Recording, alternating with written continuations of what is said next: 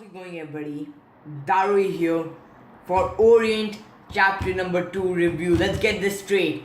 Orient is possibly gonna be the next big thing. And I didn't make the first impressions video because I just was pretty dull that day. I didn't want to do anything. Although, right after that, I did make the One Piece chapter. But anyway, I'm reviewing it from chapter number 2. It would be fun to have like this entire thing from chapter number 2 to whenever it continues till like imagine it continues till 341 chapters, and I'm like chapter number 2 to chapter number 341, the entire collection of Orient reviews. Here you go. This is Daruuii and I'm out right now, and it would be pretty memorable to review a manga and be like, I remember back in those days when Lord KISHIN first showed us his true form. Yeah, those were the good days. Yeah, it would be pretty fun saying that. Anyway, let's start with the review of Orient. So, the title of the chapter is Savage God. And the first time I read this chapter, or I was just looking at the title, I'm like, holy shit, there's gonna be a god of savageness in this manga. Okay, now that just boosts it up in my rankings, because see, if there's a god of savageness, I'm giving it like a number one. I'm giving this manga a number one position right away. But of course, that's not it. It's referring to Lord Kishin's true form. Okay, and anyway, that was also pretty cool. The chapter starts off with a scene of Kojiro's flashback, and it basically shows us how in this world they discriminate every one of the freaking Bushi. So it's like there are Bushis, and even if they are just descendants of the Bushis, because the Bushi, they fought against the Onis like how much was it, 150 years ago, and those 150 years ago, that's a long time. So they must have had children, and finally even the people living in the current generation, even they are discriminated, and they are like, just to show that you're a Bushi, you'll need to carry a sword along with you. So it's basically a proof that you're a scumbag.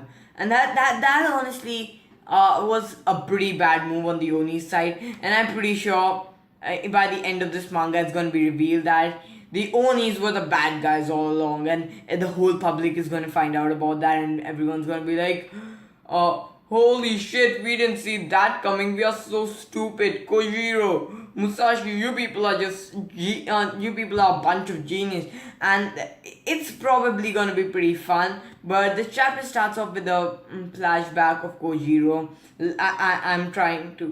I'm going off topic right now. So the chapter starts off with a flashback of Kojiro, and it's basically how people used to treat him and the other Bushis. They used to treat him, holy shit, I feel so bad about being a Bushi. And it's like, they were given punishments to become Bushi, and that was the worst punishment one could get. Like just playing or cosplaying as a Bushi. And I'm pretty sure that must have pissed off Kojiro, but Kojiro must have been like, why? Why do I have to carry this sword? I don't want to do that. And he was saying that to his dad really often, and his dad was like, no, this is a symbol of you being a Bushi, and it just shows that your true identity is as Bushi. Our family has been a Bushi clan for a long time. It's kind of weird saying Bushi, and you need to follow it because you have our blood running in you. And it's basically Kojiro's flashback was pretty emotional, just to show how this world functions, what this world is. And then and then after that we cut over to the present time when Kojiro and Musashi are on the bike, and for some reason they call it horse, but they're on a bike. And Musashi, I believe, was the person. Yeah, I think Musashi was him who cut down Lord Kishin, and Lord Kishin has like this weird thing where he can reform back, at least when he's not in his true form, because when he was in his true form we saw Musashi breaking him. But let's continue that on afterwards. But so Musashi tries cutting Lord Kishin, and what happens is he just reforms, and everyone's like, don't do that, you idiot, you are an idiot, you're a complete idiot, why are you trying to become Bushi? And after seeing that, I'm pretty sure many other people would want to become Bushi. They're gonna be like, I don't want to serve under this, I'm just scared. And I'm pretty sure many people must have that reaction after many of those students must have had that reaction. But anyway, Musashi cuts him, doesn't work. So what the people do is they bring him gold and some other minerals. I'm not pretty sure which minerals did they bring him. Probably it's probably the stuff anything that is mined in the earth, because the town which they live in is mining town, and I'm pretty sure that the author would want to go with that. She must have been like, okay, so this is a mining town, so the villain must eat ores which come out from the ground. That's confirmed. Ores, minerals, anything that comes out from the ground makes this villain or this Oni stronger. So what we get to see is that Kishin is basically, as soon as he ate that stuff, he turned into like this giant crystal monster who resembled Lord Vishnu from the Hindu mythology. And honestly, I loved seeing that. It was such a complex panel, the complex drawing, the complex art. It made me feel good. It made me feel like, okay, complexity still resides in this world which we see. Okay, so it was pretty fun seeing that. And then it's like Lord Kishin just slaps Musashi, and Musashi pretty much faints. He doesn't faint, but he's just falling to the ground. He's like, I can't move, I can't get up. And at that time, Kojiro steps up, and Lord Kishin seems to have like this entire desire to eat any metal he sees. So that might be why the Oni actually attacked Earth, because they had some weird addictions or something, and they wanted to get their urges completely. So if they saw some minerals or some metals, they would want to eat them. So that's how I believe this works. So Kojiro's metal sword, as soon as he saw it, he wanted to eat it and just eat it. So basically what Kojiro was like, no, I'm not gonna let you take the sword away from me. This sword has been with me for a long time, and for some reason I don't want to let it go. So here's what happens then. Of course, Kishin, being such a humongous monster, still picks up Kojiro, still eats his sword, but he doesn't eat Kojiro himself. So Kojiro right now is rendered helpless.